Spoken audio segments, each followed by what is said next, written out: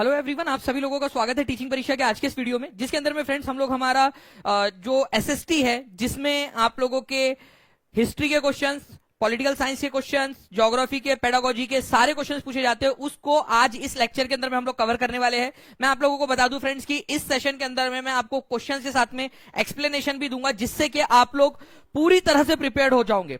ये सेशन आप लोग देखिए, आपका मैक्सिमम सिलेबस कवर हो जाएगा, क्योंकि इसमें मैं मोस्ट इंपॉर्टेंट क्वेश्चंस आपको करवाने वाला हूं। चलिए फ्रेंड्स, ज्यादा देर ना करते हुए मैं आपको पहले ही क्वेश्चन से दिखाता हूं कि किस तरीके से हमारा पहला ही क्वेश्चन जो है धमाकेदार होने वाला है। जितने भी बच्चे यहाँ पर में जुड़ चुके हैं, जिन्होंने सेशन को लाइक कर दिया, उन सभी लोगों का बहुत बहुत शुक्रिया। और आवाज अब आप लोगों को आ रही होंगी फ्रेंड्स। देखिए, पहला क्वेश्चन जो है आप लोगों का ये है कि भारत की संसद में शामिल कौन कौन सी चीजें होती है।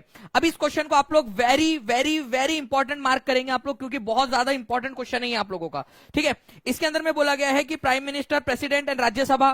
ठीक है, president, chief minister and prime minister, president, Rajya Sabha and Lok Sabha, president, Rajya Sabha and Lok Sabha. अब आप लोग देखिए फ्रेंड्स, यहां पर में क्या बोला गया है, उसके आधार पर आप लोगों को आंसर लगाना है। ओके, ध्यान से समझिए आप सभी लोग। ओके, आंसर क्या हो सकता है आप लोगों का। इस क्वेश्चन को आप लोग ध्यान से देखिए। ये क्वेश्चन जो है लगा दिया है मैंने पहले आप लोगों का। ठीक है, यहां पर मैं आप लोग समझना कि इंग्लिश के अंदर में एक एरर है। यहां पर मैं प्रेसिडेंट दिया हुआ है, जबकि यहां पर में क्या होना चाहिए था, प्रधानमंत्री, क्योंकि हिंदी में प्रधानमंत्री दिया हुआ है, तो आप इसको पीएम मान लीजिए, प्राइम मिनिस्टर मान लीजिए। ठीक है, इंग्लिश के अंदर में बस ये एरर आपके सामने ही मैं करेक्ट करना चाहता था, ताकि आपको ध्यान रहे। ठीक है, कि इस तरीके से बन सकता है आप लोगों का। अब देखिए फ्रेंड्स, अगर मैं आप लोगों से बात करूं कि हमारी संसद के अंदर में, हमारी पार्लियामेंट में 3 भाग होते हैं। कितने होते हैं? 3। पहले ये लिखो, लोकसभा, ठीक है, राज्यसभा, ये 2 सदन है, ये तो संसद है ही हमारी। लेकिन जो प्रेसिडेंट ऑफ इंडिया है, जो राष्ट्रपति है, ये भी हमारे संसद के पार्ट है। ये याद रखना है आप लोगों ने, संसद का भाग है। तो संसद के भाग कौन कौन से हैं, ये हम लोगों को लिखना है। अब आप लोग मेरे साथ साथ में लिखेंगे, लिखो। ठीक है, लोकसभा, राज्यसभा, और कौन है लास्ट में एक और व्यक्ति, वो है प्रेसिडेंट ऑफ इंडिया, राष्ट्रपति, प्रेसिडेंट। ठीक है, लिखना है आप लोगों ने, सभी लोगों ने। ओके, राष्ट्रपति, राष्ट्रपति जो है फ्रेंड्स, ये भी याद रखेंगे आप सभी लोग कि संसद का ही भाग होता है, क्योंकि राष्ट्रपति जब तक हस्ताक्षर नहीं करता, कोई कानून जो है, कोई भी बिल, कानून नहीं बनता है। ठीक है, तो सभी लोग लिख दीजिए, ये बहुत ही इंपॉर्टेंट वाला क्वेश्चन है। और मैं आप लोगों से सभी से जो है फ्रेंड्स, यहाँ पर मैं जो है रिक्वेस्ट करूंगा कि जितने भी बच्चे यहाँ पर में जुड़े हुए हैं, सेशन को लाइक जरूर कर दीजिए फ्रेंड्स, क्योंकि काफी मुश्किल से ये सेशन जो है वो स्टार्ट हो पाया है। आपको पता है कि पिछले अभी जो बच्चे जुड़े हुए थे, कि 2 बार सेशन जो है फ्रेंड्स आपका वॉइस की वजह से जाना पड़ा है। ठीक है, तो आप सभी लोगों की जिम्मेदारी बनती है कि सेशन को लाइक कर दीजिए, जहां भी शेयर कर सकते हो शेयर कर दीजिए, ताकि जो पूरी मेहनत है फ्रेंड्स वो वेस्ट ना जाए। और आप सभी लोग, हर एक बच्चा अपने अपने तरफ से जो है यहाँ पर में इस सेशन को योगदान दे दे। चैनल को जिन्होंने सब्सक्राइब नहीं किया, चैनल को सब्सक्राइब भी जरूर कर लेना है उस बच्चे ने। ओके, चलिए नेक्स्ट क्वेश्चन की तरफ में आगे बढ़ते हैं फ्रेंड। देखिए, बड़ा ही इंटरेस्टिंग सा क्वेश्चन है आप लोगों का। देखिए, ये क्वेश्चन को भी आपको इंपॉर्टेंट मार्क करना है, ये क्वेश्चन भी पूछे जाने की संभावना है। गैरिसन नगर से क्या अभिप्राय है? गैरिसन नगर या गैरिसन टाउन किसको बोलते हैं? बताइए जल्दी जल्दी से, गैरिसन नगर या गैरिसन टाउन किसको बोलते हैं?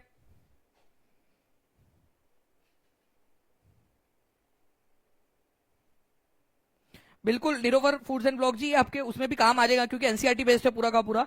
ठीक है, तो बीपीएससी में भी काम आएगा। गैरिसन टाउन जो है फ्रेंड्स, एक ऐसा नगर होता है, आप लोगों को डायरेक्टली दिखाता हूं, एक ऐसा नगर जहां पर में सैनिक जो है फ्रेंड्स रहते हैं, और ये किलेबंद इलाका होता है, एक फोर्टिफाइड सेटलमेंट, एक किलेबंद इलाका। ठीक है, आपको याद रखना है आप लोगों ने कि गैरिसन नगर का मतलब होता है आपका किलेबंद इलाका, एक फोर्टिफाइड सेटलमेंट, किलेबंद इलाका जहां पर में सोल्जर्स रहते हैं। ठीक है, मतलब मान लीजिए कि एक ऐसा इलाका जहां पूरा किलेबंद कर दिया गया है, और उसके अंदर में सोल्जर्स भी है इसकी रक्षा करने के लिए। तो यहां आंसर क्या होगा आपका? डायरेक्ट क्वेश्चन बनेगा, गैरिसन नगर से क्या अभिप्राय है? एक ऐसा किलेबंद बसाओ जहां सैनिक रहते हैं। डायरेक्ट क्वेश्चन आप लोगों का आंसर होगा आपका ऑप्शन नंबर सी। ठीक है, ऑप्शन नंबर 3 जो है वो आपका आंसर हो जाएगा, एक fortified settlement with soldiers. NCERT based direct question है आप लोगों का। ठीक है, 4 मिनट में 800 से ज्यादा बच्चे जुड़ चुके हैं फ्रेंड्स। सेशन को लाइक भी करते रहेंगे मुझे। जी हाँ, आज मॉक टेस्ट होंगी, कैसे होंगी वो मैं पूरा आपको बताऊंगा अभी थोड़ी देर के अंदर में। जो बच्चा पूरा जुड़ा रहेगा सेशन के अंदर में, मैं उसको बताऊंगा कि कैसे आप लोगों की मॉक टेस्ट होने वाली है, पूरा आपको इन्फॉर्मेशन दूंगा मॉक टेस्ट के बारे में, डोंट वरी। ठीक है, नाउ फ्रेंड देखिए, आप लोगों का कल जो है एक बहुत ही इंपॉर्टेंट सेशन होने वाला है आप लोगों का, जिसमें जितनी भी पेडागोजीज है, चाहे एसएसटी हो, चाहे हिंदी हो, चाहे इंग्लिश हो, चाहे ईवीएस की पेडागोजी हो, आपकी सीडीपी के कुछ इंपॉर्टेंट वाले कंसेप्ट आप लोगों के। ठीक है, तो ओवरऑल मिला के अगर मैं बात करूं आप लोगों से 8-10 नंबर हर पेडागोजी के, और सीडीपी के भी कुछ इंपॉर्टेंट वाले टॉपिक्स उसमें कवर हो जाएंगे, तो आपके 40 नंबर के करीब, 35 से 40 नंबर अकेले कल के टॉपिक से कवर हो जाएंगे। तो हर एक बच्चा कल जो है पूरा लाइव आ जाएगा, क्योंकि उसके तुरंत बाद आपको टेस्ट भी मिलने वाली है उसकी। ठीक है, तुरंत बाद, क्योंकि आपका तभी के तभी जब आप लोग टेस्ट दे देते हो ना, लाइव देखकर टेस्ट दे देते हो, तो उससे आपका कॉन्फिडेंस बिल्डअप होता है। इसी वजह से आप लोगों को जो है फ्रेंड टेस्ट भी दिया जाने वाला है। बताइए जल्दी से कि किस शासक का विचार था कि रजिया सुल्तान का शासन परमेश्वर द्वारा बनाया गया आदर्श सामाजिक आदेश के खिलाफ था, जिसमें महिलाओं को अधीनस्थ माना जाता था। तो ये लिखा था तुम्हारे चचा के लड़के मिनहाजे सिराज ने। मिनहाजे सिराज जो है फ्रेंड्स, ठीक है, आप इसको मान लीजिए इस प्रकार का कोई संस्कारी बापू टाइप का इंसान, ठीक है, जो कुछ भी हर बात में अपनी जो है वो चीज लिखता था, कुछ ना कुछ बातें बताता था। ओके, तो सुल्तान इल्तुतमिश की बेटी थी रजिया, और प्राउड बेटी थी। कभी क्या उसने अपने आप को जो है ये बताया उसने कि वो एक लड़का है, लड़के की तरह प्रिटेंड किया? नहीं। कल आपको क्वेश्चन करवाया था मैंने। मुझे बताइए कि रजिया सुल्तान का शासन कब से कब तक चला, कब से कब तक चला? ये कमेंट के अंदर में कितने लोग आंसर कर पाते हैं, देखते हैं हम लोग जल्दी से। ठीक है, जल्दी बताइए, और एक बार शेयर कर दो यार जल्दी से। ठीक है, जल्दी जल्दी से हर एक बच्चा जल्दी जल्दी से जो है वो शेयर कर देगा। मैं आपको मॉक टेस्ट के बारे में पूरा बताऊंगा, कैसे देना है वो भी बताऊंगा, किस तरीके से आपकी हेल्प करेंगी मॉक टेस्ट, वो भी सारी चीजें बताऊंगा। पहले पूरा सेशन देखिए आप लोग। ओके, तो जो देखिए फ्रेंड्स 1236 से जो है फ्रेंड्स आप लोगों को याद रखना है 1240 तक जो है इन्होंने जो है शासन किया था, ये याद रखना है आप लोगों ने। नाउ फ्रेंड्स आपको जो है नेक्स्ट क्वेश्चन का आंसर करना है, रिट्रीटिंग मानसून, लौटता हुआ मानसून। इसको इंपॉर्टेंट मार्क करिए आप लोग। ठीक है, ये क्वेश्चन आपका सीटेट में तो काम आएगा ही, आपको आने वाली और भी जो एग्जाम है, जैसे आप लोगों की बीपीएससी टीआरई है, आप लोगों की आपका केवीएस है, आपका डी ट्रिपल एस भी है, उसमें भी टीचिंग परीक्षा आपकी हेल्प करने वाला है, तो उसमें भी आप लोगों को काम आएंगी ये सारी चीजें। ठीक है, चलिए जल्दी जल्दी से सेशन को लाइक एंड शेयर करते रहेंगे फ्रेंड्स। 960 बच्चे यहाँ पर में जुड़ चुके हैं केवल 6 मिनट के अंदर में, और जल्दी से एक बार सेशन को आप लोग शेयर कर दोगे तो हम लोग बहुत अच्छे से और इसको तेजी के साथ में जो है बढ़ा सकते हैं। 1000 बच्चे कंप्लीट हो गए, कांग्रेचुलेशन। ठीक है, मतलब कंटिन्यूअसली आप लोगों का एफर्ट जो है वो आते जा रहा है यहाँ पर में। तो देखिए लौटता हुआ मानसून या रिट्रीटिंग मानसून क्या होता है, देखिए इसके नाम में ही है लौटता हुआ मानसून। देखो मैं आपको ना एक इमेज के थ्रू समझाता हूं, ध्यान से समझिएगा आप लोग।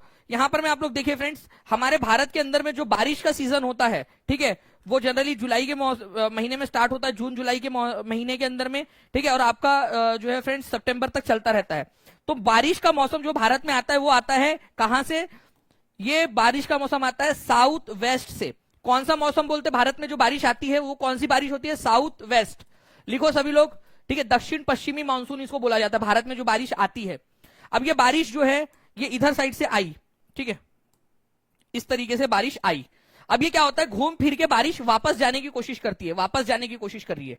जब ये वापस जाने की कोशिश करती है अक्टूबर दिसंबर के मौसम के अंदर में, ठीक है, नवंबर दिसंबर के मौसम में, तो लौटते हुए ये इस इलाके के अंदर में, ठीक है, इस इलाके के अंदर में बहुत ज्यादा बारिश करती है। कौन से इलाके के अंदर में? आंध्र प्रदेश और तमिलनाडु के इलाके में। इसी वजह से आपने देखा होगा कई बार न्यूज में आता है कि भाई नवंबर दिसंबर के मौसम में तमिलनाडु और आंध्र प्रदेश के इलाके में भारी बारिश हुई, वहां पर में बाढ़ की स्थिति बन गई। जबकि आप लोग सोचते हो कि भाई यार अभी तो दिसंबर नवंबर में तो ठंड का मौसम चल रहा है, तो फिर ये यहाँ पर में बारिश कैसे आ रही है? तो ये होती है रिट्रीटिंग मानसून, लौटते हुए मानसून की वजह से। ठीक है, ये याद रखना आप लोगों ने, इंपॉर्टेंट एग्जाम के अंदर में आप लोगों से पूछा जा सकता है। ओके,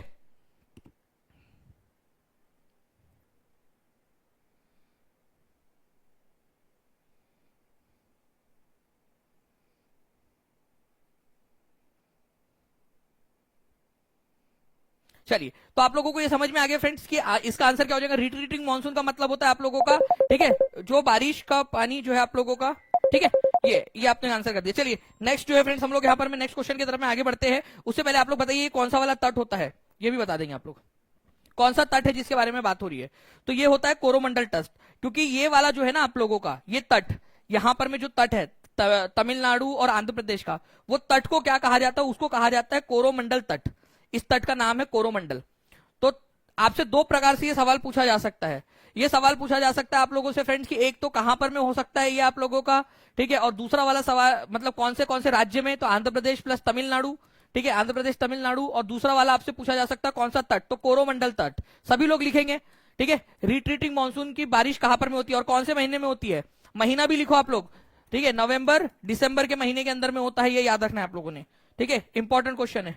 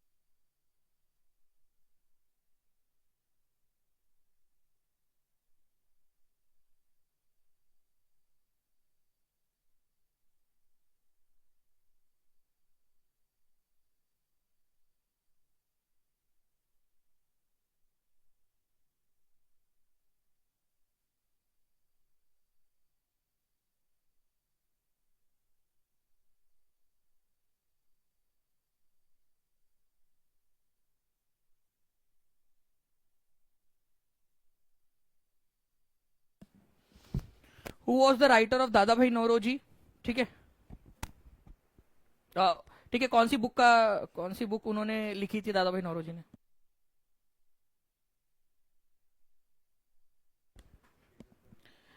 ठीक है, तो देखिए फ्रेंड्स, अगर मैं बात करूं आप लोगों से दादा भाई नौरोजी की, तो दादा भाई नौरोजी जो है फ्रेंड्स, यहां पर में उन्होंने पुस्तक लिखी थी poverty and un British rule in India. Poverty and un British rule in India.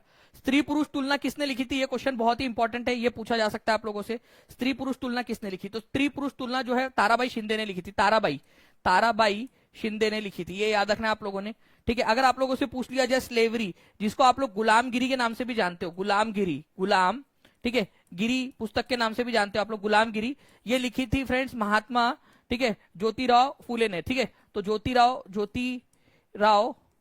ठीक है, ज्योतिराव फूले ने। ठीक है, ये याद रखेंगे आप लोग, ज्योतिराव फूले ने लिखी थी। मैंने poverty and British rule in India बता दिया आप लोगों को। ठीक है, माय एक्सपेरिमेंट विद ट्रूथ, ये गांधी जी की पुस्तक है, गांधी जी की पुस्तक है ये, गांधी जी की पुस्तक। ठीक है, my experiment with truth. Okay, चलिए, तो आंसर जो है फ्रेंड्स यहाँ पर में इसका ऑप्शन नंबर सी हो जाएगा। लेकिन अदरवाइज बाकी की जो बुक्स है वो भी आप लोगों की इंपॉर्टेंट है, ये भी आप लोगों से पूछी जा सकती है, तो प्लीज इसको भी याद रखिएगा आप सभी के सभी लोग। ओके, चलिए नेक्स्ट क्वेश्चन की तरफ में हम लोग आगे बढ़ते हैं फ्रेंड्स। ये क्वेश्चन भी एक इंपॉर्टेंट क्वेश्चन है आप लोगों का, इसका भी आंसर कर दीजिए जल्दी जल्दी से। ठीक है, what is the term used by constitution of India to describe India? Bharat को डिस्क्राइब करने के लिए भारत के संविधान के अंदर में कौन सी शब्द का इस्तेमाल किया गया है? ठीक है, तो भारत के संविधान के अंदर में जो भारत है फ्रेंड्स, उसको क्या कहा गया है? Federation, union of state, Republic या भारतवर्ष? अगर आप लोग देखोगे फ्रेंड्स, तो ये क्वेश्चन जो है ये बड़ा ही इंटरेस्टिंग सा क्वेश्चन है, काफी बार आपको पढ़ाया है मैंने। ये देखिए आप लोगों का कॉन्स्टिट्यूशन ऑफ इंडिया जो है ना, उसी के पहला वाला आर्टिकल जो है, आर्टिकल नंबर 1, उसी में लिखा हुआ है भारत शॉल बी, ठीक है, इंडिया दैट इज भारत, मतलब भारत के दो नाम है, इंडिया और भारत दोनों नाम है। हमारे देश के कितने नाम है? दो नाम है, इंडिया और Bharat. Shawl B union of states, क्या है ये? यूनियन ऑफ स्टेट, राज्यों का संघ होगा, ये बोला गया है। और कौन से आर्टिकल में बोला गया है? ये क्वेश्चन बीपीएससी टीआरई में आया था कि भारत या इंडिया जो है वो आपका यूनियन ऑफ स्टेट होगा, ये कौन से आर्टिकल में बोला है? आर्टिकल नंबर 1 में बोला गया है। ठीक है, राज्यों का संघ होगा, यूनियन ऑफ स्टेट्स होगा। कौन सा आर्टिकल है? आर्टिकल नंबर आप लोग लिखेंगे जल्दी से, सभी लोग लिखो, सभी लोग कमेंट के अंदर में, क्योंकि ये आपको आने वाले एग्जाम के अंदर में भी काम आएगा। ठीक है, कौन से आर्टिकल के अंदर में, अच्छा कौन से नाम है उसमें? ठीक है, ओके, कौन कौन से ओके, चलिए बहुत बढ़िया, आप लोग आंसर करें। कौन से आर्टिकल के अंदर में लिखा हुआ है? ये क्वेश्चन आप लोगों से बन सकता है। यूनियन ऑफ स्टेट्स है, इसके अलावा जो है फ्रेंड्स भारत के कौन कौन से नाम है ये बन सकता है, तो ये भी लिख दीजिएगा। ठीक है, इंडिया दैट इज भारत लिखा हुआ है, दोनों नाम है। नाउ, लद्दाख में पाया गया यूरेनियम किस प्रकार का संसाधन है? लद्दाख के अंदर में जो है फ्रेंड्स यूरेनियम मिला है आप लोगों को। तो यूरेनियम कहां पर में मिला है? हमारे भारत के अंदर में बहुतायत मात्रा के अंदर में, लद्दाख के अंदर में। बट क्या आज हम लोग उसको यूज कर पा रहे हैं? हम लोग उसको यूज कर पा रहे हैं क्या? नहीं, यूज हम नहीं कर पा रहे। क्यों नहीं कर पा रहे सर यूज? जब हमारे पास में है तो यूज क्यों नहीं कर पा रहे हम लोग? ठीक है, यूज इसलिए नहीं कर पा रहे क्योंकि अभी हमारे पास में उस लेवल की टेक्नोलॉजी नहीं है कि हम लद्दाख के उतने जो है खतरनाक से इलाके में, बिहार पहाड़ी इलाके के अंदर में हम लोग जो है एक्सट्रैक्ट करके यूरेनियम निकाल सके। आगे में जाकर हम निकाल लेंगे, बट अभी फिलहाल में हमारे पास में वो टेक्नोलॉजी नहीं है हमारे इंडिया के पास में कि हम लद्दाख के अंदर में, पता है कि वो यूरेनियम है वहां पर में, बट हम लोग एक्सट्रैक्ट नहीं कर सकते। इसी वजह से जो है फ्रेंड्स इसको बोला जाता है संभाव्य रिसोर्सेस या संभाव्य संसाधन, पोटेंशियल रिसोर्सेस। ठीक है, तो ये क्या है? आप लोगों का पोटेंशियल रिसोर्सेस है। अगर मान लो हम इसका इस्तेमाल कर रहे होते तो वो क्या होता? आप लोगों का एक्चुअल रिसोर्स हो जाता। जैसे कि फॉर एग्जाम्पल आप लोगों का, आपको पता है एक रूर वैली है, ठीक है, रूर, ठीक है, ये है जर्मनी के अंदर में, जर्मनी में वहां से बहुत सारा कोयला निकाला जाता है, मतलब बहुत बड़ी मात्रा में कोयला निकाला जाता है इसमें से। तो ये क्या है? आप लोगों का वास्तविक संसाधन है। क्यों? क्योंकि ये संसाधन का अभी हम इस्तेमाल भी कर रहे हैं। तो जो चीज का हम इस्तेमाल कर रहे हैं अभी, ठीक है, वो संसाधन हमारे लिए एक्चुअल रिसोर्सेस है। और जिसको पता है हमारे पास में है लेकिन हम बाद में इस्तेमाल करेंगे उसका, ठीक है, वो हमारे लिए पोटेंशियल रिसोर्सेस है। मैं हमेशा एक एग्जांपल देता हूं इसके लिए, ठीक है, जिससे बच्चों को आसानी से याद रह पाता है लंबे समय के लिए। मान लीजिए कि आपकी एंगेजमेंट हो गई, ठीक है, जो लड़का है अभी आप उससे बहुत ज्यादा काम नहीं करा सकते, आप उससे मटर नहीं छिलवा सकते, ठीक है, कि भाई मटर छिल दे करके बैठे बैठे, क्योंकि अभी जस्ट आपकी एंगेजमेंट हुई है। वो संभावित रिसोर्स है आपका, आगे जाकर आपके काम आएगा वो लड़का, ठीक है, आप उसे मटर छिलवा लो, दही मंगवा लो जाके, ठीक है, वो फोन करके बोल दो आते आते दूध का पैकेट लेकर आ जाना, जो भी आपको बोलना है, ठीक है, बट अभी नहीं बोल सकते आप उसको। ओके, क्योंकि वो आपका क्या है, केवल आपको पता है कि होने वाला है आपका, बट अभी हुआ नहीं है। अभी उतनी टेक्नोलॉजी विकसित नहीं हुई है, आपकी शादी नहीं हुई, टेक्नोलॉजी को यहाँ पर मैं शादी से कर दो कि नहीं हुई है करके, तो वो पोटेंशियल रिसोर्स है आपके लिए। लेकिन जब आपकी शादी हो जाएगी फिर आप उसको यूज करने लगोगे, ठीक है, फिर आप उससे मटर छिलवा लो, जो करना है करवा लो उससे, ठीक है, वो एक्चुअल रिसोर्स हो जाएगा आपके लिए, वास्तविक संसाधन हो जाएगा। ओके, तो यूरेनियम जो मिला है लद्दाख के अंदर में, अभी हम उसका इस्तेमाल नहीं कर सकते, है हमारे पास में लेकिन अभी इस्तेमाल नहीं कर सकते, तो पोटेंशियल रिसोर्सेस है ये आपका, टेक्नोलॉजी नहीं होती हमारी, यूज नहीं कर पा रहे अभी हम लोग उसको, ठीक है, एक्चुअल मतलब यूज कर पा रहे। यूबिक्यूटस का मतलब होता है जो हर जगह मौजूद है, हर जगह मौजूद होने वाले कोई तीन जो है, आप लोग मेरे को नाम बता दो, कोई तीन संसाधन के नाम बता दो, ठीक है, जो लगभग हर जगह पे मौजूद है, ठीक है। और नवीकरणीय का मतलब होता है आप लोगों का जो बहुत मात्रा में अवेलेबल है, जिसका अमाउंट बहुत ज्यादा है, या फिर जल्दी से वो अपने आप को रिन्यू कर लेते, जल्दी से अगर उसको खत्म भी कर दे आप तो वापस से वो पहले वाली स्थिति में आ जाते हैं, ठीक है।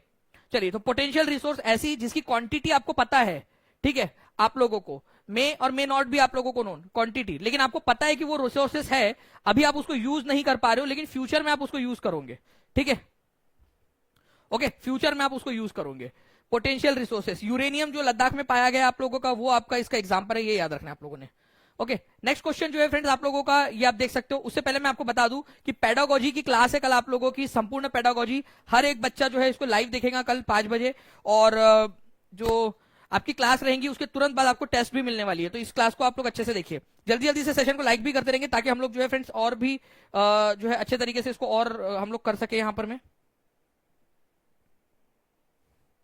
जी। पानी, हवा और जमीन, ठीक है, बहुत बढ़िया, यूबिक्यूटस हर जगह पे मिल जाता है लगभग, आपका पढ़ाया हुआ जल्दी याद हो जाता है, थैंक यू अर्चना जी। देखिए यहाँ पर मैं अगर मैं बात करूं निम्नलिखित में से क्या 1950 में अपनाए गए भारत के वास्तविक संविधान का एक अंग नहीं था। देखो हमारा भारत का संविधान कब अपनाया गया था, ये क्वेश्चन आता है। संविधान बनकर कब तैयार हो गया था, बना कब था संविधान हमारा, बनकर तैयार हो गया था आपका, ठीक है, 26 नवंबर 1949 को, 1949 को उस दिन अपना लिया था हमने। हमने क्या किया था 1950 में इसको लागू किया था, 26 जनवरी 1949 को, 26 जनवरी को लागू किया था, लागू, ठीक है। तो उस समय में क्या हमारा संविधान का अंग नहीं था, फंडामेंटल राइट पहले भी था, ठीक है, अंग था आपका, ठीक है, इमरजेंसी के प्रोविजंस भी थे आप लोगों के। यहां बोला है कि कौन सा वाला अंग नहीं था, राज्य के नीति निर्देशक तत्व ये भी थे। राज्य के नीति निर्देशक तत्व का मतलब होता है कुछ ऐसे मामले, ठीक है, कुछ ऐसे मामले जो कि आपके सरकार के ऊपर में कंपलसरी नहीं होते, वो आने वाली सरकारों को ऊपर में छोड़ दिया गया कि जब भी अनुकूल स्थिति बनेगी तब आप उसको लागू करिए। फॉर एग्जांपल पंचायत, जब हमारा देश आजाद हुआ या संविधान लागू हुआ उस समय में उतनी स्थिति नहीं थी हमारी अच्छी सी कि हम पंचायत को लागू कर सके पूरे देश भर में, बट बाद में 1992 के अंदर में हमने संविधान संशोधन किया जब स्थिति आ गई हमारे पास में, तो फंड राज्य के नीति निर्देशक तत्व में ऐसे कुछ सुझाव दिए गए जो आने वाली सरकारें उसको लागू करेंगी, ठीक है। अभी फिलहाल में जस्ट लिख के रख दिया गया है। तो फंडामेंटल राइट्स भी था, directive principle of state policy भी थी, कुछ सुझाव दे दिए गए थे, इमरजेंसी प्रोविजन भी दे दिए गए थे। फंडामेंटल ड्यूटीज बाद में जोड़ा गया, ये जोड़ा गया फ्रेंड्स आप लोगों का 42nd कॉन्स्टिट्यूशनल अमेंडमेंट एक्ट के जरिए, ठीक है। कब जोड़ा गया था, 1976 में, ठीक है, ये याद रखना है आप लोगों ने, 1976 में। ये आप लोगों का फंडामेंटल ड्यूटीज 42वें संविधान संशोधन 1976 में इंदिरा गांधी के समय में जोड़ा गया था, ठीक है, बाद में जोड़ा गया। ओके, तो ये एक इंपॉर्टेंट पॉइंट है आप लोगों का जो एग्जाम के अंदर में पूछा जा सकता है, सी आपका आंसर हो जाएगा, ठीक है। तो सी, क्योंकि आपसे पूछा है कौन सा वाला नहीं है, तो सी आंसर आप लोगों का हो जाएगा, ये याद रखिएगा आप सभी लोग, C is the correct answer. Okay, now friends, which of the following is true about Chero tribe. अब देखिए चेरो ट्राइब वाला क्वेश्चन बनता है फ्रेंड्स एग्जाम के अंदर में, इसीलिए आप लोगों को रिवाइज करवा रहा हूं मैं। चेरो ट्राइब बिहार और झारखंड में मिलती थी, ये आप लोगों को हमेशा याद रखना है, ठीक है, बिहार और झारखंड के अंदर में मिलती थी चेरो ट्राइब, ठीक है। तो ये तो बिल्कुल सही है आप लोगों का। ओके, चेरो ट्राइब के ऊपर में 2 बार हमले हुए, एक बार अकबर के समय में हुआ था, राजा मानसिंह ने हमला किया था, ठीक है, अकबर के समय में 1591 में, लेकिन उसने उसके ऊपर में पूरी तरह से कब्जा नहीं कर लिया था। बाद में औरंगजेब के समय में कब्जा हमला हुआ, औरंगजेब के समय में, ठीक है, और उसके ऊपर में कब्जा कर लिया गया चेरो ट्राइब के पूरे इलाकों के ऊपर में। राजा मानसिंह ने जब अकबर के समय में हमला किया था सिर्फ लूटपाट की, उनको हराया और वापस आ गया, पूरी तरह से कब्जा नहीं किया। औरंगजेब के समय में पूरी तरह से कब्जा हुआ था, तो ये बिल्कुल सही है। चेरो ट्राइब के जो मुखिया थे उनको मनसबदार बनाया गया, ये गलत है। देखिए फ्रेंड, चेरो ट्राइब के चीफ को नहीं बल्कि गख्खर जनजाति के जो थे ना, कमाल खान गख्खर, कमाल खान गख्खर, ठीक है, गख्खर जनजाति के थे वो, गख्खर जनजाति के थे वो, गख्खर जनजाति के कमाल खान गख्खर, उनको मनसबदार बनाया गया था, ना कि चेरो ट्राइब के लोगों को। तो आंसर जो है फ्रेंड्स ये वाला गलत है, चेरो ट्राइब नहीं, वो कमाल खान गख्खर को बनाया गया था। तो डायरेक्टली आप लोगों का आंसर क्या होगा, अब आप लोग आंसर कमेंट कर सकते हो यहां पर मैं, ठीक है, 859 लाइक्स हो चुके हैं। जल्दी जल्दी से हर एक बच्चा अगर अपना अपना योगदान देता रहेगा फ्रेंड्स, तो मुझे लगेगा कि यहाँ पर मेहनत जो है वो आप लोगों ने जाया नहीं जाने दी, वेस्ट नहीं जाने दी। आप लोग जो है कंटिन्यूअसली अपना अपना योगदान इसके अंदर में दे रहे हो।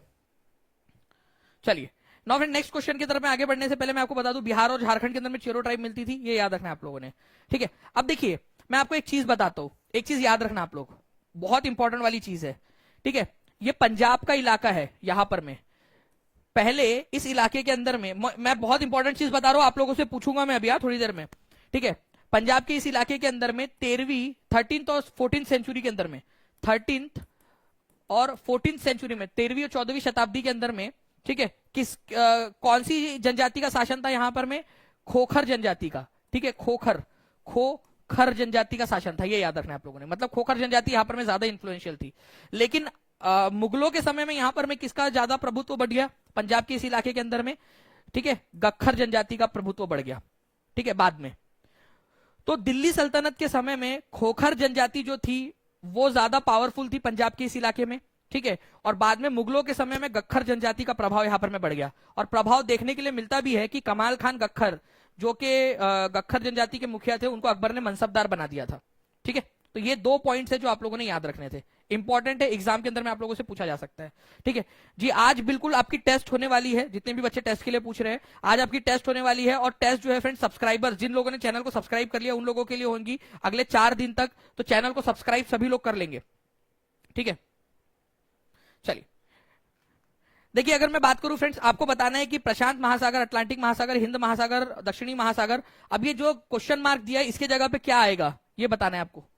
ठीक है, लॉजिकल क्वेश्चन है आपका। पहले खोखर जनजाति का प्रभुत्व था दिल्ली सल्तनत के समय में, फिर मुगलों के समय में किसका हो गया प्रभुत्व, बताओ आप लोग। जी जी, अभी बता रहा हूं, थोड़ी देर के अंदर मैं आपको टेस्ट के बारे में भी बता रहा हूं। तो देखिए, सबसे बड़ा महासागर है आप लोगों का, आपको अगर पैसा हम लोग ट्रिक के हिसाब से चले तो, ठीक है, प्रशांत महासागर, फिर अटलांटिक महासागर सेकंड नंबर का, थर्ड नंबर का है इंडियन ओशियन, चौथे नंबर का है आप लोगों का सदर्न ओशियन, 5वें नंबर पे कौन सा आता है? तो ये आता है आर्कटिक महासागर। आर्कटिक महासागर कौन से वाले ध्रुव में है जल्दी बताइए आप लोग, नॉर्दर्न हेमिस्फीयर में है या दक्षिणी गोलार्ध में है? ठीक है, तो आंसर तो चलो मैंने आपको बता दिया, आर्कटिक महासागर आपका। ठीक है, लेकिन आपको मुझे बताना है कि आर्कटिक महासागर आप लोगों को उत्तरी गोलार्ध में मिल रहा है या दक्षिणी गोलार्ध में, ये बताओ मुझे। ये भी क्वेश्चन बनता है एग्जाम में। 970 लाइक्स हो चुके, 30 लाइक्स दूर है, अगर और 1600 से ज्यादा बच्चे देख रहे हैं, एक बार सभी बच्चे अपना अपना योगदान दे देंगे जल्दी जल्दी से, तो हम लोग हमारे टारगेट को अचीव कर लेंगे, हर एक बच्चा, ताकि एनर्जी बनी रहे, क्योंकि जितना ज्यादा आपका रिस्पॉन्स उतना ज्यादा आपकी एनर्जी यहां पर में मिलेगी आपको जल्दी जल्दी से।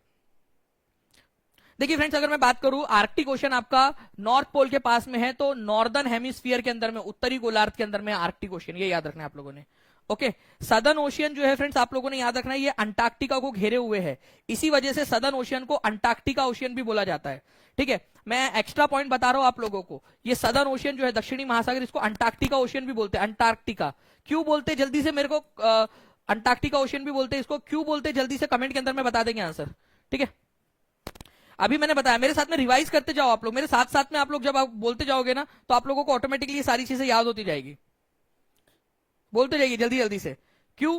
क्योंकि अंटार्कटिका के घेरे हुए, इसी वजह से इसको अंटार्कटिक ओशियन के नाम से भी जाना जाता है। चलिए नाउ फ्रेंड, ट्रांस साइबेरियन सबसे लंबी रेल प्रणाली किन 2 शहरों को जोड़ती है? सबसे लंबी रेल प्रणाली आपको मैं फिर से एक बार याद दिला दूं कि कल आप लोगों के लिए एक बहुत ही इंपॉर्टेंट सेशन है फ्रेंड्स, जिसके अंदर में आप लोगों का संपूर्ण पेडागोजी, कंप्लीट पेडागोजी आप लोगों का होने वाला है। मतलब कि आपका चाहे एसएसटी हो, हिंदी, इंग्लिश, संस्कृत, आपकी जितनी भी पेडागोजीज है, प्लस आपके सीडीपी के भी बहुत सारे कंसेप्ट इसमें क्लियर हो जाएंगे। ठीक है, तो ये सेशन आप लोग पूरा अच्छे से देखिएगा आप लोग। ओके, आप लोग देख भी सकते हो कि उस सेशन के अंदर में कितने सारे टॉपिक्स आपके कवर होने वाले हैं, उसके पूरे के पूरे क्वेश्चंस आपको कवर करवाने वाला हूं। तो हर एक बच्चा उस सेशन को देखेगा, वो सेशन आपके लिए मील का पत्थर साबित होगा। क्या पता उस सेशन की वजह से आप लोगों का जो 135 प्लस 140 प्लस का जो टारगेट है आप लोगों का वो अचीव हो जाए। ठीक है, तो ये छोड़ना नहीं है। काश नहीं होना चाहिए कि काश को सेशन सर ने जब करवाया था, काश देख लिए होते सेशन उस समय में। तो देखिए फ्रेंड, ट्रांस साइबेरियन सबसे लंबी रेल लाइन है, ये आप लोगों की सेंट पीटर्सबर्ग से लेकर, ठीक है, ये आपका व्लादिवोस्तोक तक है। अच्छा, ये दोनों के दोनों शहर कौन से देश के अंदर में है, ये भी बता दो कमेंट के अंदर में। ये दोनों के दोनों शहर जो है आप लोगों के फ्रेंड्स रशिया के अंदर में आपको मिलेंगे। ठीक है, देखिए रशिया के अंदर में यहां पर में है सेंट पीटर्सबर्ग नाम की जगह, और यहां पर में है व्लादिवोस्तोक। ठीक है, तो सेंट पीटर्सबर्ग से लेकर व्लादिवोस्तोक तक ये रेलवे लाइन जुड़ी हुई है, ठीक है, और ये सबसे बड़ी रेलवे लाइन है आप लोगों की। ओके, अच्छा, अगर ये बात करूं मैं सबसे लंबी रेलवे लाइन की, लेकिन अगर सबसे ऊंचाई के ऊपर में रेलवे लाइन कहां से कहां तक जुड़ी हुई है, एक ट्रेन है आपकी, ठीक है, यहां पर मैं आप देख सकते हो, ये आप लोगों का चाइना के अंदर में आप लोगों को मिलेंगी, जो कि जाइनिंग नाम की एक जगह से लेकर लहासा तक है, ठीक है, रेलवे लाइन आपकी, ये आपकी 4000 मीटर की ऊंचाई पर चलती है, 4000 मीटर की ऊंचाई के ऊपर में, ठीक है, और इसका सबसे ऊंचा बिंदु जो है, एवरेज ऊंचाई बता रहे हैं इसकी, अगर सबसे ऊंचा बिंदु की बात करो तो 5072 मीटर तक भी चला जाता है, ये एवरेज है इसका, एवरेज 4000, ठीक है, औसत इसकी ऊंचाई। लेकिन अगर सबसे एक जगह ऐसी भी आती है जहां पर में ये 5072 मीटर की ऊंचाई तक चली जाती है, सबसे ऊंची, ठीक है, जाइनिंग से लेकर लहासा। चलो इसको रिवाइज कर लेते हैं हम लोग, रिवाइज कर लेना, सभी लोग चाहते हैं रिवाइज कर ले, हम लोग हाथ ऊपर कर देंगे एक बार जल्दी जल्दी से कमेंट में, ठीक है। देखिए, अगर मैं आप लोगों से बात करूं फ्रेंड की सबसे, ठीक है, लॉन्गेस्ट कौन सी है, लॉन्गेस्ट, ठीक है, लॉन्गेस्ट, ठीक है, तो ये याद रखना आप लोगों ने, सेंट पीटर्सबर्ग, लिखते जाओ मेरे लिखने से पहले, सेंट पीटर्सबर्ग, पीटर्सबर्ग, ठीक है, से लेकर आप लोगों का व्लादिवोस्तोक तक, व्लादिवोस्तोक वोस्तोक तक है, ठीक है। अगर आपसे हाईएस्ट वाली पूछा जाए, हाईएस्ट, हाईएस्ट, ठीक है, तो जाइनिंग, देखो कैसे लिखते हैं जाइनिंग को, इस तरीके से लिखते हैं, जाइनिंग से लेकर, जाइनिंग जो है ये इस तरीके से हो जाएगा, हिंदी में आप लोगों का जाइनिंग ही बनेगा, ठीक है, से लेकर लहासा तक, लहासा तक है ये, इसकी एवरेज जो है, औसत ऊंचाई जो है आप लोगों की, औसत ऊंचाई एवरेज इसकी 4000 मीटर तक है। लेकिन एक जगह ऐसी भी आती है जहां पर में ये 5072 मीटर तक ऊंचाई तक चली जाती है, 5072 मीटर मतलब 5 किलोमीटर ऊंचा ऊपर, ठीक है, समुद्र के स्तर से, ओके, इतनी ऊंचाई के ऊपर में, समुद्र स्तर से सबसे ऊंचाई के ऊपर में वाली आप लोगों की रेलवे लाइन। तो ये दोनों ही बहुत ज्यादा इंपॉर्टेंट वाले पॉइंट्स है आप लोगों के, ठीक है, इसको याद रखिएगा आप लोग, दोनों में से एक पूछे जाने की संभावना है, ठीक है। टेस्ट कैसे मिलेगा मैं अभी बताने वाला हूं, थोड़ी देर के अंदर मैं आप लोगों को पूरा करके पूरा दिखाऊंगा आप लोगों को कि कैसे मिलेगा आपको टेस्ट, डोंट वरी, ठीक है। देखिए friends, which of the following is true regarding Cheras, Cheras के बारे में निम्नलिखित में से कौन सा वाला सही है ये बताइए आप लोग, ठीक है।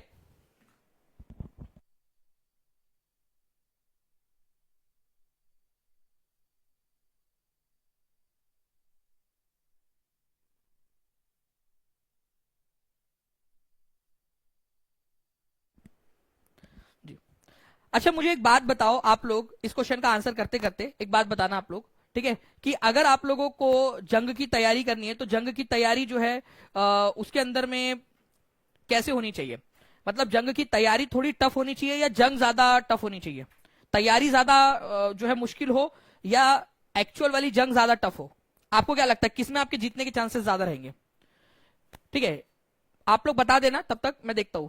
It was a part of present day Tamil Nadu, ठीक है, चेरा जो है वो तमिलनाडु का पार्ट था, नहीं, ये आपका केरला का पार्ट था, ये याद रखना है आप लोगों ने, केरला का। इसमें मलयालम भाषा बोली जाती थी, ये बिल्कुल सही है। इसके अंदर में जो है फ्रेंड 14वीं शताब्दी के अंदर में लीला तिलकम नाम की एक पुस्तक लिखी गई जो ग्रामर और पोएटिक भाषा, पोएट से रिलेट करती थी आप लोगों की, ठीक है, तो ये आप लोगों का एक पॉइंट बन जाता है। तो आंसर क्या हो जाएगा इसका बताइए आप लोग जल्दी से, नीचे में कमेंट्स दिए गए, जल्दी जल्दी से आंसर बता देंगे आप लोग।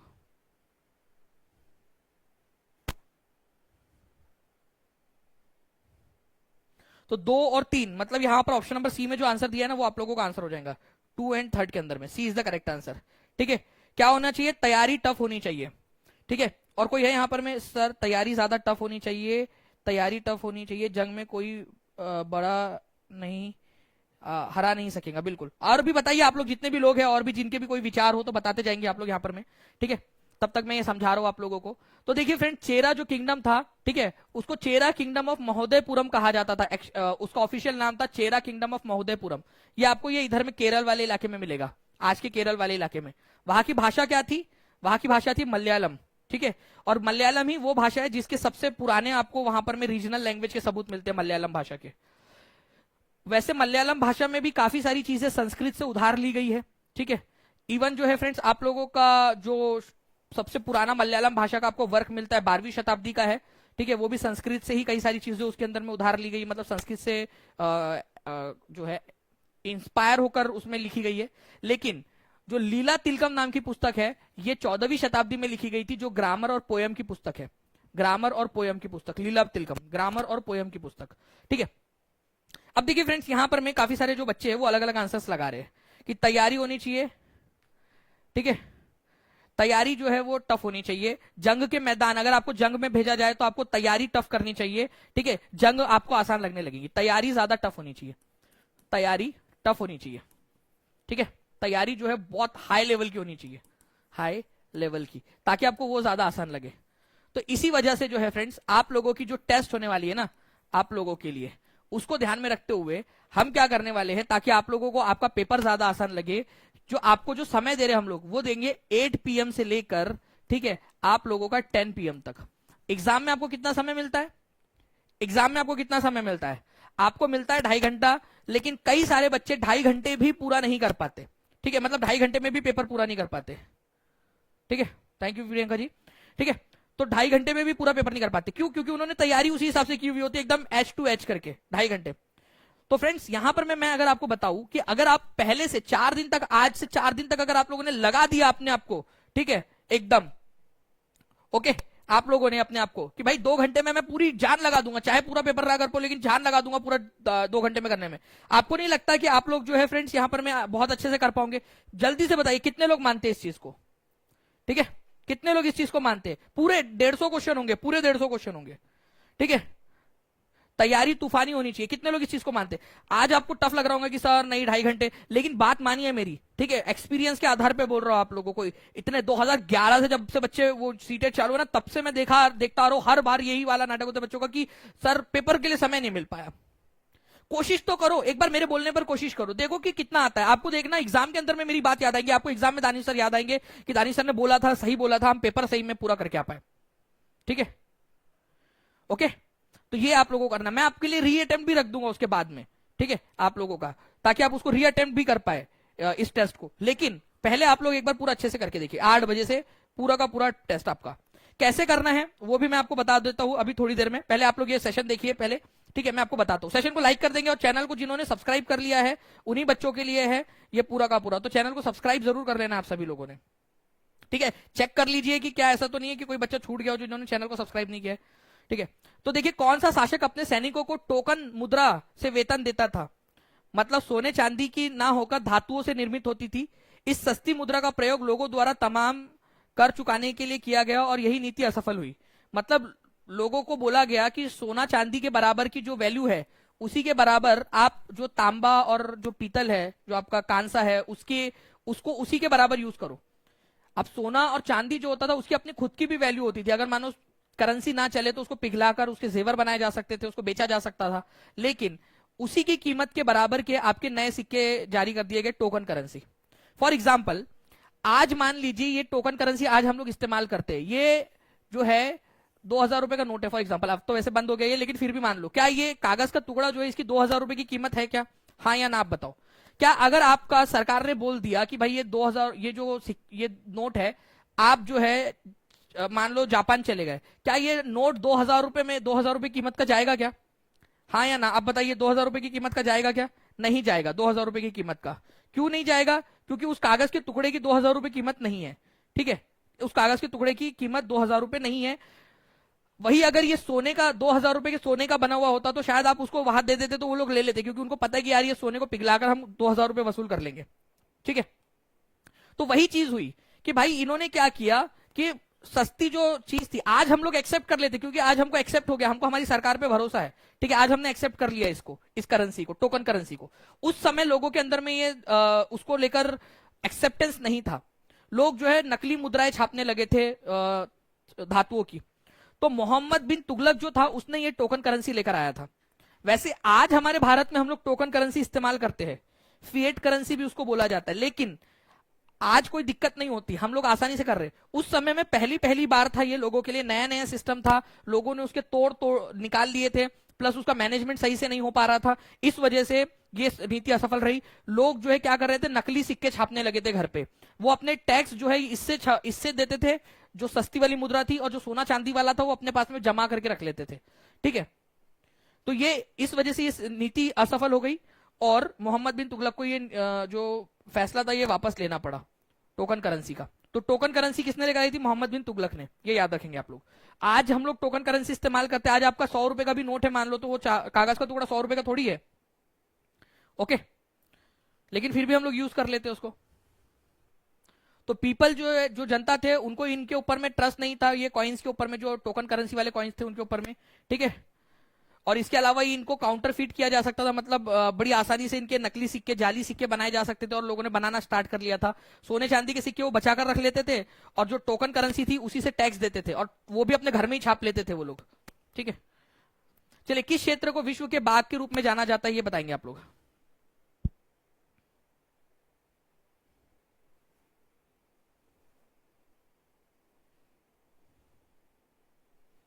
कुकिंग एंड स्टिचिंग विद जी, बिल्कुल। आप चाहते हो कि एक बड़ा वाला मैराथन करवा दीजिए, आप बताइए कब, आप टाइम सजेस्ट कीजिए कब करवाना है, मैं बिल्कुल करवा दूंगा, ठीक है। आप बताइए। कल जो है फ्रेंड्स आपकी पेडागोजी की क्लास होगी, उसको जरूर देखना है आप लोगों ने, ये मिस आप लोग नहीं करना है। आपका हो सकता है कि कल का सेशन आपके लिए मील का पत्थर साबित हो जाए। आज के आज जाकर उस सेशन को जो है फ्रेंड्स आप लोग क्या कर लीजिए, आज के आज जाकर उस सेशन को लाइक एंड शेयर जरूर लाइक कर लीजिए, नोटिफाई मी का बटन दबा देना आप लोगों ने। विश्व के बाग के रूप में किसको जाना जाता है, तो विश्व के बाग के रूप में जो है फ्रेंड्स ये जाना जाता है आप लोगों का, ठीक है, मेडिटेरियन रीजन को, मेडिटेरियन रीजन, ठीक है, भूमध्य सागरीय क्षेत्र। देखिए ये है हमारी दुनिया, ठीक है, ये है हमारा पूरा भारत, ओके, पूरा का पूरा हमारा ही है, ठीक है, ये इसमें कोई दिक्कत वाली बात नहीं है, पूरा हमारा है, ओके। इसके अलावा जो है फ्रेंड्स अगर मैं बात करूं तो ये यहां पर में भूमध्य सागर है, ओके, भूमध्य सागर। यहां पर में जो पेड़ पौधे पाए जाते हैं ना आप लोगों के, जनरली वहां की जलवायु की वजह से वहां पर में फल बहुत ज्यादा उगते, वो भी साइट्रस वाले फल, मतलब नींबू वंश के फल, साइट्रस फ्रूट मतलब नींबू वंश के फल, जिस वजह से इस क्षेत्र को आप लोग क्या कहते हो, विश्व का बाग कहते हो, ठीक है, ऑर्चर्ड ऑफ द वर्ल्ड, विश्व का बाग, ठीक है, विश्व का फलोद्यान भी कहा जाता है। तो मेडिटेरियन रीजन को आप लोग विश्व का बाग या ऑर्चर्ड ऑफ द वर्ल्ड, विश्व का फलोद्यान कहते हो। एक बार सेशन को लाइक भी करते रहेंगे फ्रेंड, जल्दी जल्दी से सभी लोग, ठीक है।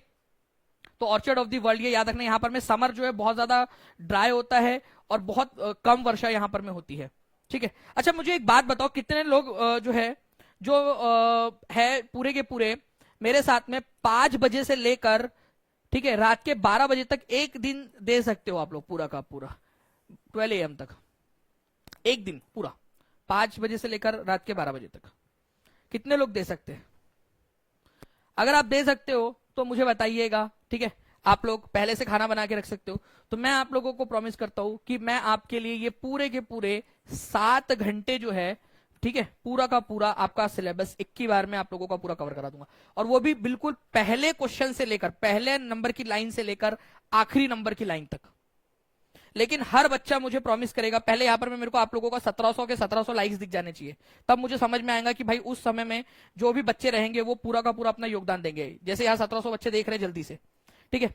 जिन्होंने चैनल को सब्सक्राइब नहीं किया, चैनल को सब्सक्राइब करो, क्योंकि मैंने कल देखा कि आप लोगों ने अभी भी कल वाले सेशन को जाकर बहुत सारे बच्चों ने देखा कि हाँ चलो बाद में कर देंगे ना, देख लेंगे, ठीक है, तो फिर वो मेहनत वेस्ट चली जाती है। हर बच्चा अपना अपना योगदान दे देगा यहाँ पर में। आप मुझे बताइए, ठीक है, क्या मैं परसों के दिन इस तरीके का कोई सेशन लगाऊं आप लोगों के लिए, ठीक है, जिसके अंदर मैं पूरा का पूरा आप लोगों को करवा दूं। हर बच्चा, पहले यहाँ पर में 1800 बच्चे हो चुके हैं, 1800 के 1800 यहाँ पर में लाइक दिख जाए मुझे, आप लोगों को खुद भी समझ में आ जाएगा कि कितना योगदान बच्चे देते हैं। अगर आप चाहते हो तो मैं बिल्कुल ये कर सकता हूं आप लोगों के लिए, ठीक है। चलिए जल्दी से सभी लोग अपना अपना योगदान दे देंगे जी। मैं एक बार यहाँ स्टैटिस्टिक्स में देख भी रहा हूं कि कितने बच्चों ने चैनल को सब्सक्राइब कर लिया है जी। चलिए तो फ्रेंड्स यहाँ पर मैं एक बार देखता हूँ, और 2 मिनट के अंदर में अगर ये हो जाते सारे के सारे बच्चे, यहाँ पर में जितने भी बच्चे बचे हुए हैं, अगर वो कर देते सेशन को, लाइक 1800 हमारे हो जाते हैं, ठीक है। 13 को रेस्ट चाहिए ना आप लोगों का, तो परसों के दिन मतलब 12 तारीख होगी ना, 13 को तो रेस्ट दूंगा पूरा। अब देखिए यहाँ पर मैं, अगर बच्चे रेडी है तो मैं करने के लिए तैयार हूं आप लोगों के लिए, बस आप लोग मुझे ये बताइए कि आप अगर चाहते हो तो। इसके अलावा जो है फ्रेंड्स, आज रात में 10:30 बजे भी आप लोगों की एक क्लास लूंगा मैं, ठीक है, 10:30 बजे। आप लोग जो है 8 से 10 पहले टेस्ट दे दीजिए, 8 बजे से लेकर 10 बजे तक, ठीक है। ये टेस्ट कहाँ होंगी आप लोगों की, जो आप लोगों का 30 डे क्रैश कोर्स था, 30 डे क्रैश कोर्स, उसकी लिंक कहाँ मिल जाएगी आपको, ये फॉर्म नीचे में दिया गया है, नीचे में फॉर्म दिया गया आपको नीचे में, वो फॉर्म फिल कर दीजिए सभी लोग, जिन्होंने फॉर्म फिल कर दिया उन सबको ऐड कर दिया गया है, ठीक है, होपफुली, ठीक है। आप लोगों को जो है फ्रेंड्स व्हाट्सएप के ऊपर में भी थोड़ी देर के अंदर में एक मैसेज भी आ जाएगा कि कैसे अटेम्प्ट करना है टेस्ट। जिन लोगों ने ये फॉर्म भर दिया है उन लोगों को व्हाट्सएप के ऊपर में मैसेज आ जाएगा वीडियो के साथ में कि टेस्ट कैसे अटेम्प्ट करना है, ठीक है। उसके बाद में 10:30 बजे भी आप लोगों के लिए एक बहुत ही इंपॉर्टेंट वाली क्लास होंगी, उसके ऊपर में भी तुरंत उसके बाद में एक टेस्ट होंगी आप लोगों की, ठीक है, जिसके अंदर में आपको इक्विनॉक्स, ठीक है, 21 जून, ठीक है, और आप लोगों का 23 दिसंबर, इन सारी चीजों के बारे में आपको पढ़ाया जाएगा, ठीक है। अगर आप रेडी हो तो बताइएगा मुझे, ठीक है। टेस्ट जो है 8 बजे से लेकर 10 बजे तक होंगी आपकी। 30 डेज क्रैश कोर्स वाला जो है आपका, जिन लोगों ने फॉर्म भर दिया है, अगर नहीं भरा है तो अभी भर दो, आपको 1 घंटे में ऐड कर देंगे उसमें, ठीक है। देखिए मैंने आपसे कहा था ना कि 1800 बच्चे देख रहे हैं, 1800 लाइक्स होते हैं क्या? आप लोग देख सकते हो यहां पर में कि 1800 बच्चे देख रहे हैं, 1580 लाइक्स हुए अभी भी, ठीक है। अभी भी कई सारे बच्चे जिन्होंने नहीं किया। ओके, तो इस तरीके से जो है फ्रेंड्स यहां पर में होता है, सारे बच्चे अपना योगदान नहीं देते।